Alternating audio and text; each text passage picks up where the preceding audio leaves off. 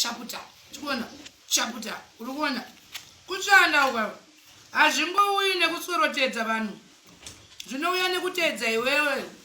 nekuzvibvutsa kuti ushande anoona wega unotengesa madomasi chaputa wega unotengesa mabhero chaputa wega unoita zvekusona chaputa mari iri kuuya handi muri kuzviona mari wega yabva mumugodhi kana kuti uchipinge so long usingaurayi vanhu shanda basa rako straight madhiri ako mazveti straight usingaswerere zvevanhu hakuna munhu anombofa akauya akakuverengera mari nekuti hanzi chichi munhu ushanda be boosted handiri kuona this is my hustle chero ikaita shoma but ndeyangu maiziya ka 2.54